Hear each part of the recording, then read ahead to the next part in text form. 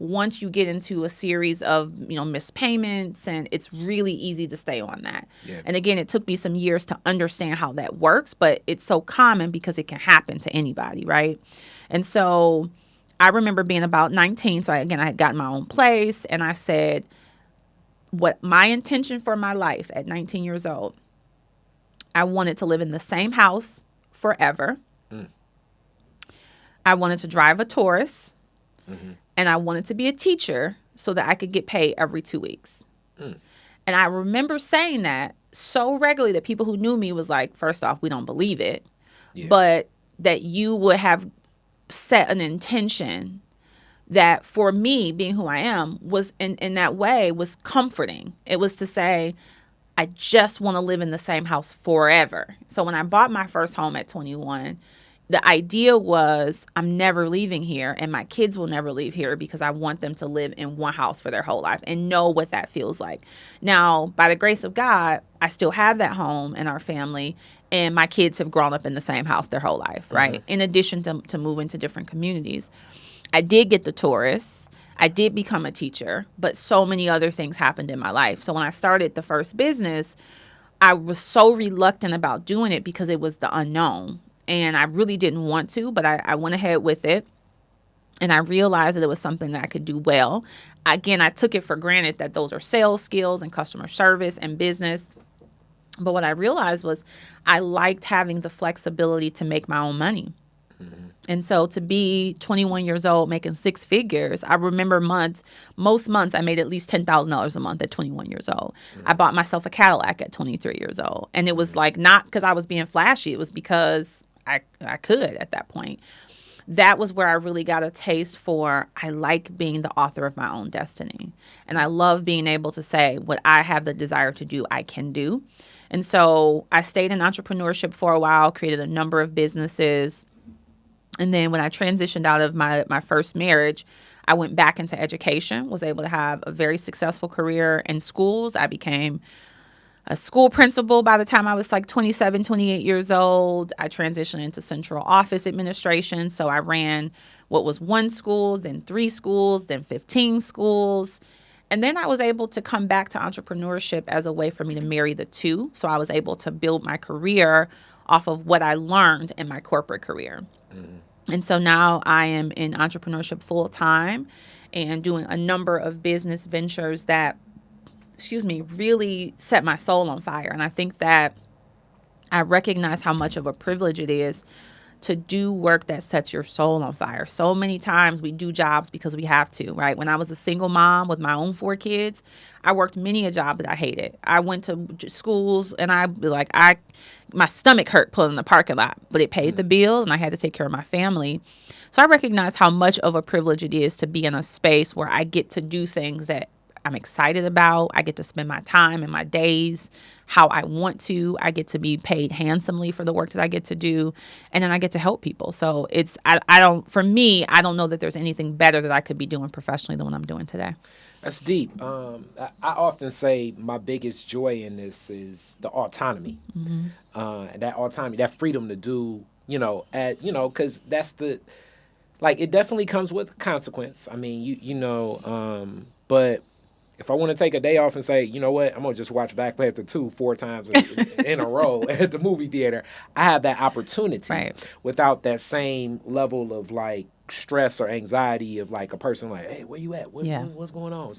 So I enjoy and embrace that. And you're right, making decisions out of circumstance or when you feel there's circumstance versus choice, it's 2 totally different worlds. Yeah. And going back to even the facing eviction and just the lack of money and what that can be for many people. I mean, I'm looking at my DTE bill as I brought that up, and I think to myself, as much as it's wow, it's going to be tight, and I can pay this, but I really think about my neighbors, that are, and it's especially in a neighborhood like mine, it's if my bill is this high, I know their bill is this high. Right. And if they're not given the hula hoops and the work, because, people make it seem like it's just, the government's just giving money to these people. Yeah. No, it's a lot of work. And then even the barriers of entry, it's like that movie Claudine or something to stay where it's okay, to, as they say, functionally poor. Sure. You know, so like sometimes to get assistance, you have to be so impoverished you can't even be functionally poor. Right. So you got to like pick up odd jobs. You make us pound cakes on the side, and you know what I'm saying? Like, hey, you want to buy my brother car, and I can get half of that. Or, like it's a very it becomes a culture in itself. Yeah. But it's oppressive, it's aggressive, it's violent. And one of the things I always say is like I'm willing to, and I think many people in my community are, I'm willing to pay a little bit more because I can afford to, if that keeps my neighbor across the street. Right. And I think that's more in the black culture of us, because it's not in other cultures to be like, you know, if they're like, you know, I want to pay what that person's paying. It's like, nah, I don't mind paying a little bit more if it keeps my community together. And also, I mean, if they have 5 kids over there, I'm single man, so it's a different barrier of responsibility that I have to keep going what I got to keep going, though I do want to keep this going and everything. So in making those decisions around comfortability and finding that comfortability and that stability as a quality of life, which are key, Maslow's hierarchy of needs. But also now you kind of tap more into like a passion too. Sure.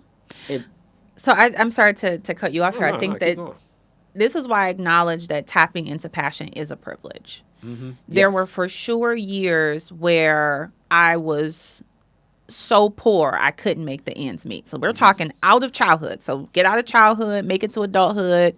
You know, as a single mom, I had a mortgage. I had all these responsibilities. I've been on welfare twice.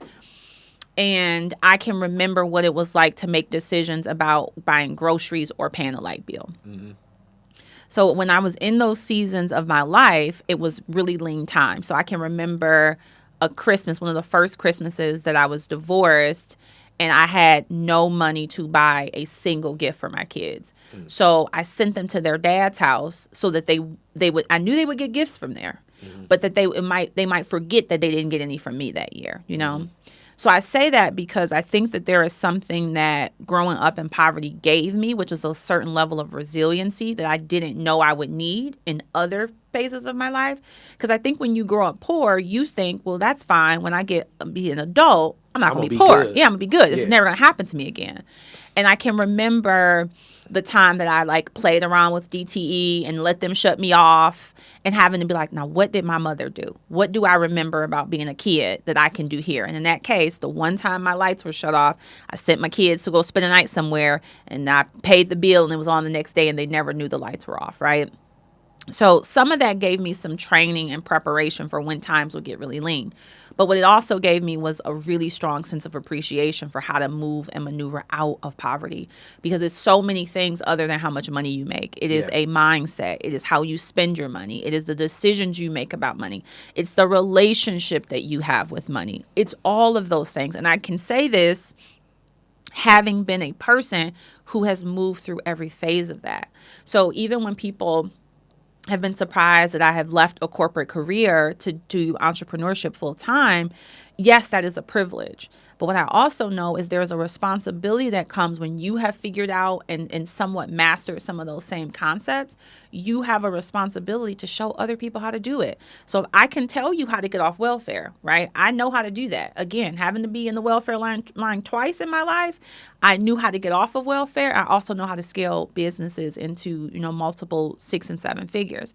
So I say that because it's important for me now to not just make more money, but to live the quality of life that I desire, which is a simple life. You'd be surprised at the level of simpleness that comes as you get older. I don't need my days to be super full.